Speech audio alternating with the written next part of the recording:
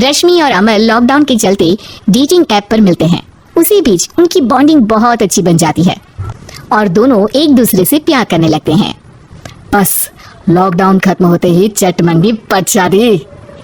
उससे पहले घर में बात तो कर लो। अरे माँ पापा कभी मना नहीं करेंगे। अमर की बात सुन रश्मि खुश हो जाती है। ऐसे ही दिन बीतते हैं और देखते ही देखते लॉकडाउन खुल जाता है, जिसके अगले ही दिन अमर अपने परिवार के साथ रिश्ता लेकर रश्मि के घर पहुंच जाता है। अभी लॉकडाउन खुला ही है और कोरोना तो खत्म भी नहीं हुआ, इसलिए ज्यादा कुछ ना करके अगले कुछ दिनों में छोटे फंक्शन के साथ शादी कर लेते हैं। अमर के पापा की बात पर सब सहमत हो जाते हैं। कुछ दिन बाद दोनों की शादी हो जाती है और रश्मि अपने ससुराल पहुंच जाती है। बेटा, शादी तो तूने अपनी मर्जी से कर ली, लेकिन बहू को बोल देना इस घर में हुक्म मेरा ही चलेगा, इसलिए अपना राज जमाने की कोशिश भी ना करे। माँ, रश्मि को यहाँ सिर्फ प्यार, आशीर्वाद और अपनापन चाहिए, पैसा या राज नहीं। बेटी की बात पर सास मुंह बनाए वहां से चली जाती है और अब वो हर रोज रश्मि को परेशान करना और ताने देना शुरू कर देती है।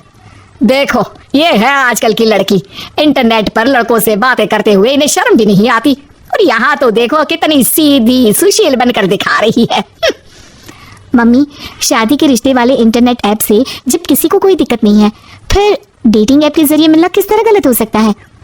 रश्मि की डेटिंग ऐप वाली बात सुन उसकी हैरान सास तुरंत तुनक कर पूरे घर को सिर पर उठा लेती है, जिसकी आवाज सुन अमर और उसके पापा भी वहां आ जाते हैं। हाय मेरी माता, इतना बड़ा झूठ! डेटिंग ऐप को इंटरनेट के जरिए मिली है बोलकर इस कलमुही को मेरे सर ला बिठा दिया। अरे नास पिटी, तुझे जरा भी शर्म नहीं आई?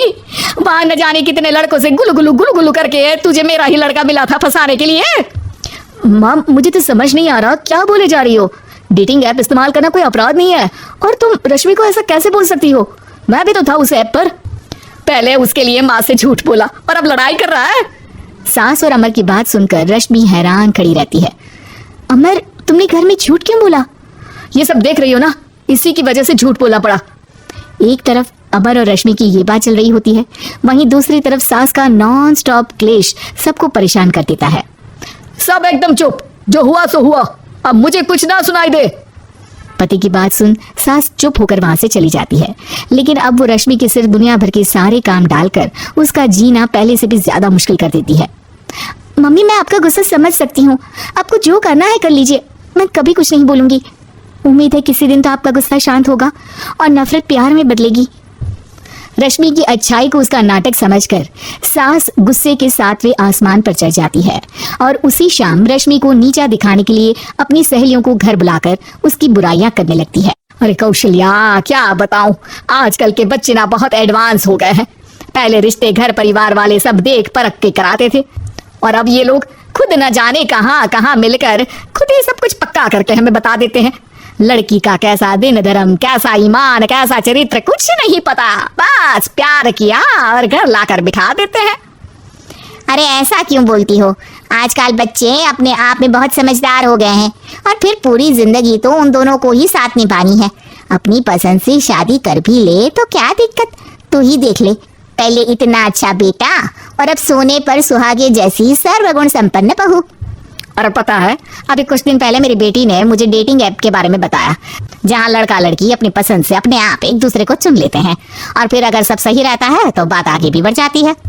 अरे इसमें इतना खुश होकर क्या बता रही हो? ये तो गलत है। न जाने कौन क्या है, कितना झूठ कितना सच है। अरे पर सोचो, जब तुम किसी के बताए रिश्ते को देखने जाते हो तो क्या एक ही बार देखने से सच झूठ का पता लगा सकती हो? जरूरी नहीं कि बच्चों का लिया फैसला हमेशा गलत हो।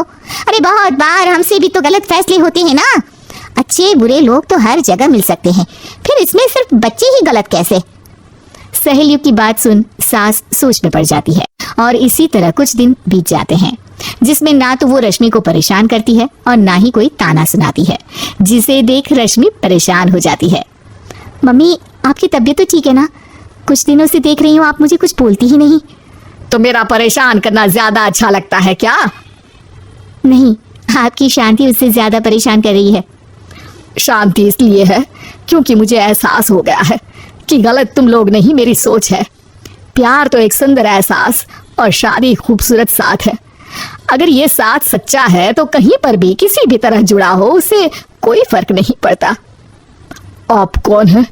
इतनी अच्छी बातें मेरी पत्नी तो नहीं बोल सकती। क्या आप भी